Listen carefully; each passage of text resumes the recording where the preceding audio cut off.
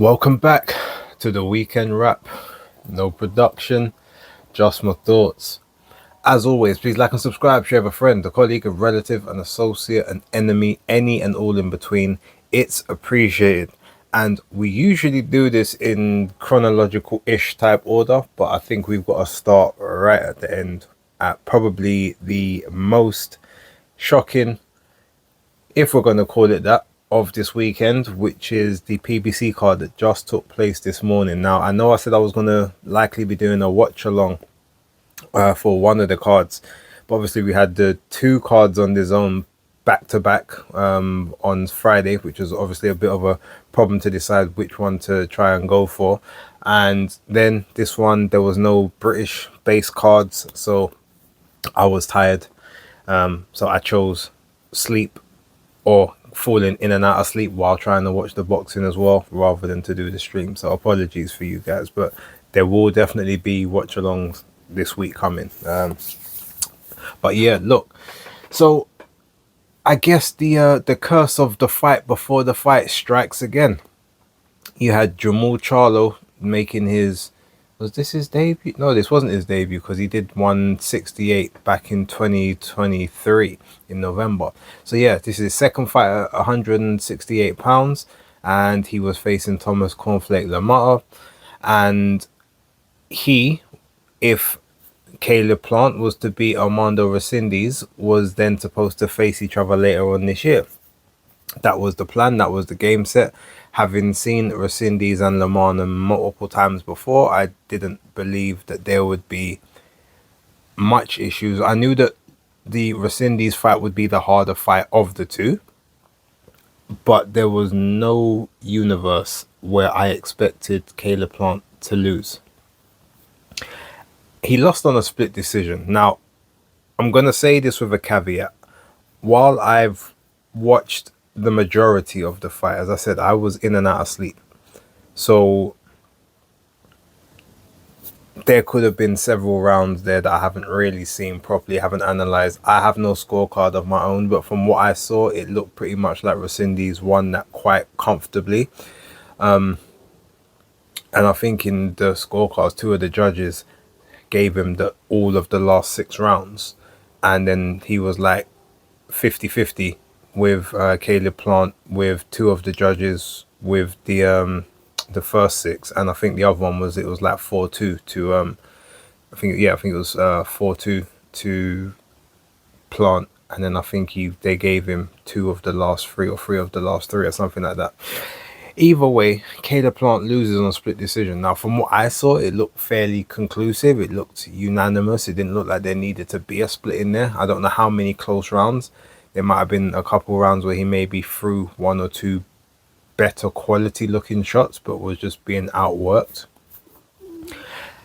And so now I have to wonder, especially after the Trevor McCumbee fight, where he did get dropped once legitimately, once unofficially, and obviously laboured to the victory in that one, held his feet a bit more. Is Caleb Plant, has he lost the legs? Because before he was good at moving first sort of 5-6 rounds, and then he'd have to coast for the rest of the fight. Now he's not moving as much, so are the legs not working as well? And the quote-unquote sweet hands that he used to have don't seem to be as effective. There's no combinations, there's no angles, he's not slick as he used to be. Is he on the decline? Is he on the slide? And is this the end of him at that top level? Now, he said that, look, he's still willing to go straight into the Charlo fight. He said he's also got a rematch clause in place with Resendiz, so he can choose any of those options. But does this now mean that he no longer is at that world level? He might be the name that you try and feed the prospects to. Is that going to be his lot? Because I ain't going to lie to you, like, yeah, Resendiz is a decent fighter, but he's nothing special. Is it just the fact that because he's a bit of a pressure fighter, Plant notoriously doesn't do well against people that are going to pressure him and make him work? Or is it a case that, I don't even think it's a stylistic thing. That might be a part of it, but I think he's getting into that wash territory, which is a shame, and he shouldn't even be that way because he's only ever had, okay, he's had maybe three quote unquote wars in his career. Maybe you could say four, but they were spaced out. And apart from the Canelo fight, it's not like he took an absolute batter in any of the others. They were hard fought matches. Even the Benavides fight, like, yeah, it was a hard bout to do, but he didn't take an absolute pasting, like, out on his feet, knocked out cold or whatever. He saw the final bell and he was competitive in the rounds up until maybe around 8, 9, and then he even had a decent flurry towards the end. But he just let Resendiz, who is a much smaller guy than him, just bully him around the ring. So yeah, look, I don't know where he goes from here. Like I said, he's got that rematch clause. Fine, he can take the rematch. Apparently the Charlo fight can happen even if he is coming off of the loss. Maybe that might be a go, but the problem is you can't do that fight now and then have that fight on pay-per-view. Not unless it's like the co-main to another massive fight, whereas before it was supposed to be its own event. Can't do that now. So yeah, that's problems. But speaking of Charlo, I mean, he did much better now. I thought he would just coast to a points decision, get the rounds in, and then just cruise onto easy street. But he got Lamana out of there. I think, what was it, 6th round? I think they stopped it in the corner. I think it was a cut. I can't remember exactly, but I think he got stopped. They went on the advice of the doctor, and the fight got waved off. I think it was around about the 6th round. But from what I saw of the first 2 of so rounds, because like I said, I was in and out of sleep, Charlo looked like he still had something left in him. Which I said before on Basis Picks, like, Jamal Charlo was always the technically better and the more gifted natural fighter of the two, but Jamel was just, I guess, the more rugged and raw and prepared to get into the trenches and actually do the work. I think that was how I always categorized the two of them. But I mean, look, he held up his side of the side of the deal, and Caleb Plant didn't. So it's Devin Haney, Ryan Garcia all over again. It's Anthony Joshua, Deontay Wilder all over again. It is what it is. Maybe we just gotta stop doing these fight before the fights.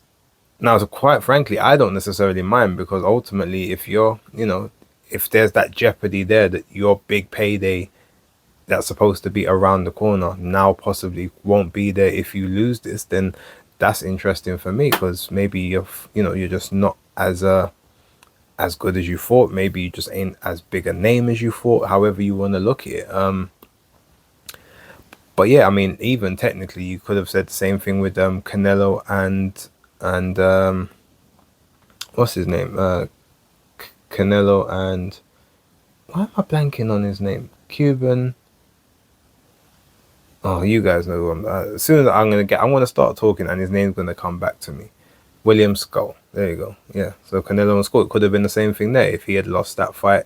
Which is probably the reason why Crawford decided not to take the interim, just to make sure and guarantee that he got the fight that he wanted. And because he's used to only fighting once a year at the moment, I think his body is just adjusted to that level of activity and training. So who knows? But yeah, interesting to see what they do. Quickly else on that card, Yoroni Hernandez, the Cuban middleweight.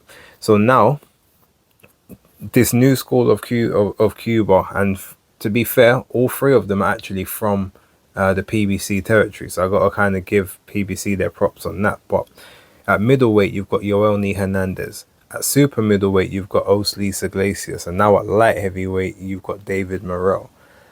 Those 3, look, Morrell, yeah, he suffered the loss to David Benavides, but it was a very closely fought fight, and I still believe if they was to fight again, Morrell will beat him the next time.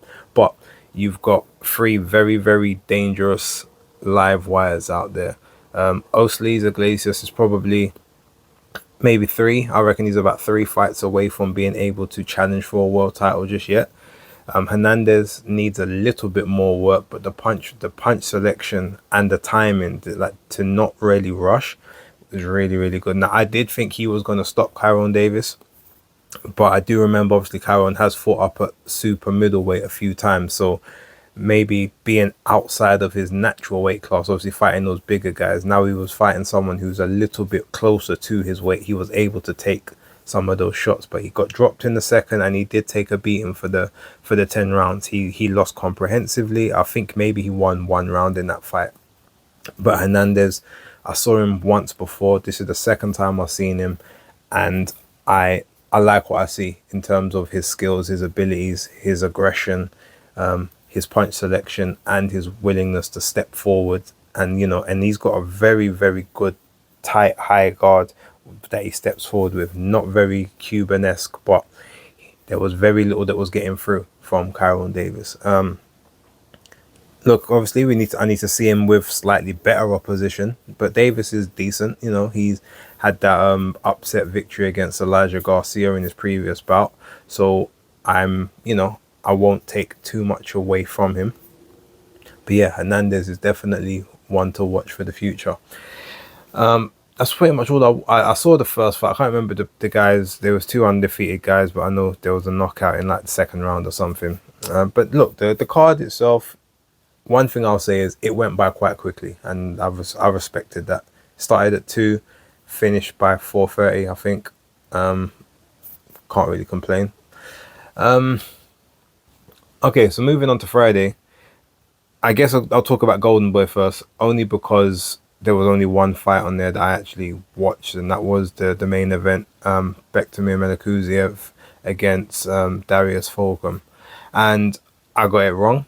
I thought this would be his time. I thought that Melikuziev would ultimately, I thought it would be a competitive fight. I thought that Fulgham would get it just based on the USA and trying to build a USA star, because Melikuziev is not necessarily that great a fighter. He's good, but he there's certain things he does which he's not supposed to. There's loads of glaring deficiencies. He doesn't speak English as well, not well anyway, even though I know he's with Joel Diaz. But it's just, yeah, I just thought they would favor the American, especially in a lot of the close rounds, and a lot of those rounds were close. Ultimately, I think it ended up being 114, 112 on the cards, which basically would have been 115, 113. But Melikuziev got a point deducted, and Fulgham in the 12th round got dropped.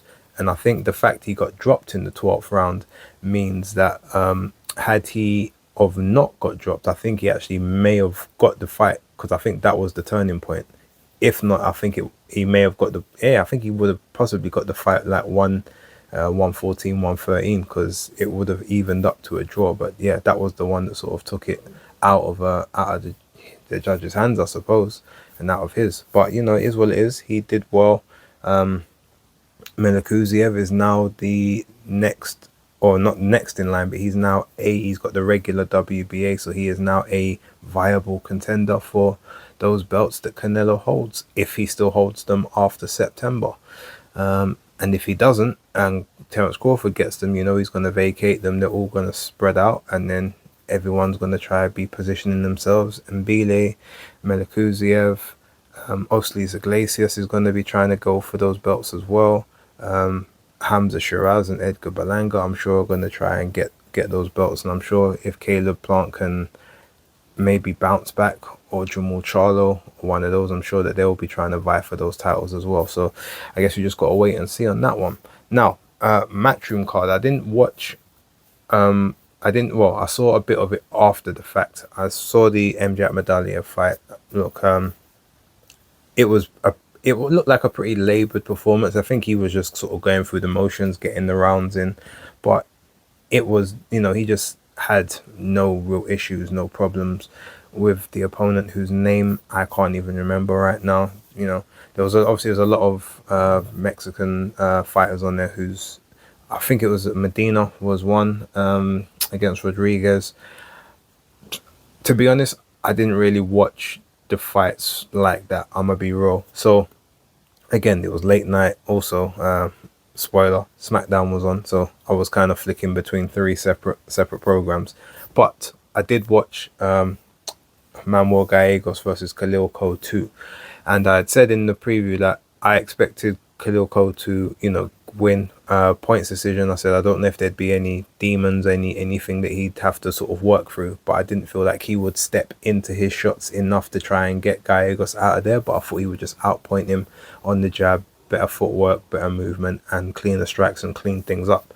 Now, prior to the bout, he had stated that he had actually been ill and been hospitalized twice prior to the first fight, and so he basically wasn't in the best of condition. Now, excuses, in it, that's we don't listen to him. We don't necessarily, he didn't say anything after the bout, he just said it recently, so you normally don't take much from that. But that being said, the fight, the way he fought, makes me believe, yeah, there was something wrong with him in the first fight, even though in that first fight, those first 2-3 rounds, he was bossing. And I think maybe it was the fact that because he was bossing those first 3 rounds and he had been ill, he's like, I don't think I can make it to the end of this fight. I've got to get this guy out of it early. I know Pacheco did it at a smaller weight, so I've got to be able to do it now. And I think that's where he basically started putting too many punches together, staying in the pocket when he didn't need to, and he gave Gallegos those opportunities that Gallegos didn't need to have. In this fight, he stayed primarily on the outside, jabbing. The jab was spearing, ramrodding, couldn't miss, up top and down below. Broke Gallegos' nose, I think, in the second round with the jab. Put the backhand in there at times, and was able to dip underneath the returning fire. Got hit with very, very few shots, and moved around the ring well. Never ran, never stayed outside the pocket, was always just in range for him to get his work off and then slip out when Gallegos tried to reply. It was just a competent, composed, very, very good performance, and it made me believe that, okay, maybe something was wrong with you, but ultimately I've always had faith in Big Stepper. I've always believed that he could be a problem in that light heavyweight division. He's still even considering, I think, going down to 168. I wouldn't advise that. I'd say stay where you're at. But yeah, I liked what I saw. It was composed. Gallegos, the team, whether it was him or his corner, decided not to send him out in the 6th round. So yep. So basically, they both 1-1. They both got their stoppages. I don't think there was ever going to be a trilogy between the two of them. But yeah, Coe he rewrote the script. He righted the wrongs, as they say, in terms of the previous fight. He now moves on. He's looking for bigger and better. He's looking to get into maybe some eliminators for titles and see what happens there. I'm looking to see how he progresses and moves forward, and I'm happy he got this. And yeah, look, we'll see what kind of transpires moving forward with that. But look, ladies and gentlemen, I am going to keep it there, short and sweet. Apologies for all the other fights that were kind of on the card. Like I said, I didn't watch most of them, but yeah, it was a pretty full-on weekend for me outside of this. So yeah, hope you enjoy the rest of your weekend. Enjoy your Sundays. I'm hoping that I'm going to have some very special footage for you guys later on this week, but I'll talk to you about that later. Don't forget to like, subscribe, and share, and I'll catch you on the next one. But until then, peace.